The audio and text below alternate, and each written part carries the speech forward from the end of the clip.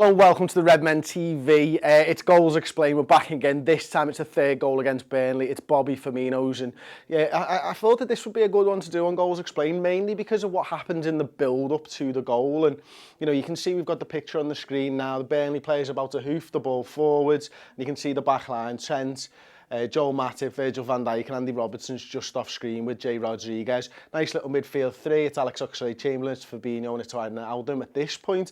And the reason that I wanted to do this part of it and showcase exactly the build-up to this goal is because Jurgen talked in his post-match interview, in one of his post-match interviews, about how Liverpool were winning the second balls. And this is exactly what Liverpool did for this goal.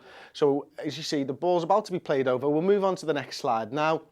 And just as the ball is right here, we can still see we've still got that back four right there. We know Alex Oxlade-Chamberlain's there and the midfield three are there. Firmino deeper than the rest of them.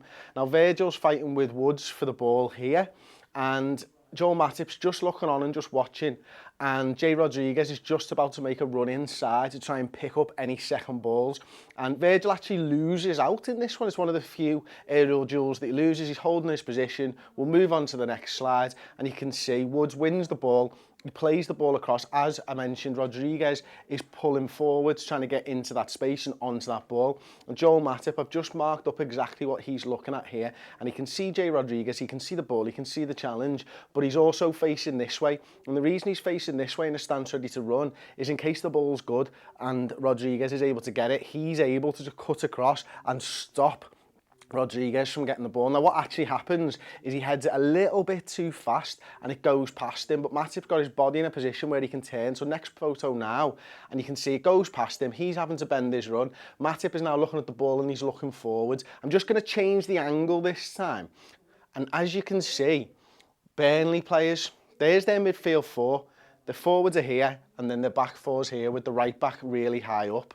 And what Bobby's done is he's got right in between the lines. It's the classic false nine at this position, and he's in sort of 20 yards of space. Matip plays the ball straight through to Firmino.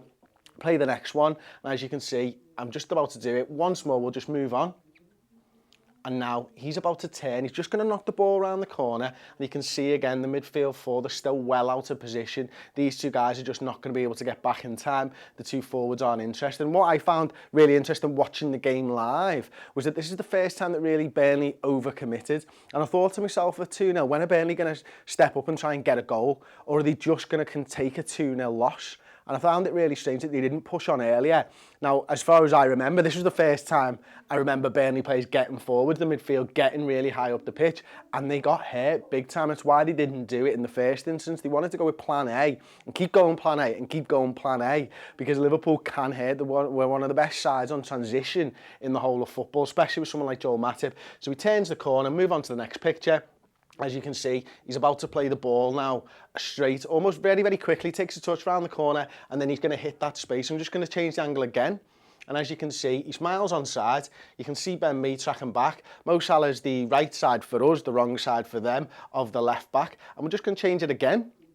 And here, look, there's two options for Firmino. You might think that would be the pass that he wants to play, but you can see the other centre-half, he's coming across. He'll be, if Firmino plays that ball, this centre-half gets it. So what he does is he starts it outside of Mo Salah, really interested. And he knows because Mo's in front of his man that he's not going to be able to get this. So he plays the ball around the corner. And now Mo is in a one-on-one position with the left back. Mane's having a little slow jog. Firmino, this guy's actually caught up with him, the under 19 at this point, but Firmino then hits his sprint. Mo Salah takes the ball and drives into the area. Cuts back onto his left foot. Now he's starting to tire. He's not going to be able to make it back. Mane's still holding this guy. He farts around with it a little bit. Well, Bobby Firmino's going to make that run. And as he does, we know what happens next. Firmino runs onto the ball and bashes it into the bottom corner. And just one more. There you go. Proof that the ball's in the back of the net. Firmino's already off celebrating. He's about to do a little jig. He's about to do a little dance. We're absolutely loving it. So really that started from Liverpool winning the ball. That started when Jurgen Klopp on the training ground during the week said we have to be good at winning these second balls. We win these second balls, we can counter, and that's exactly what Liverpool did. Burnley came out of the shell. Matip wins the ball, but he was in a good position in case Rodriguez was able to get it. Then it was all about Roberto Firmino's vision. Can he pick the right pass out? Will he play it between the centre halves or around it? He sails it around the outside. Mo cuts back, and Firmino's there to pick up the pieces. 3-0, game over. Thanks very much for watching. Let me know your thoughts in the comment section below. And if you want more from this game, we do the stats and tactics show on the website after every Liverpool game. I've actually picked another couple of things, not just goals this time. Style of play from the midfield, we're going to do that. And we're also going to look at where the very first opportunity for Burnley in that game and show you exactly why Liverpool were comfortable even when Adrian is forced into a save. If you want to see that, redmentv.com, £5 a month, sign up. I'll see you there. Ta-ra.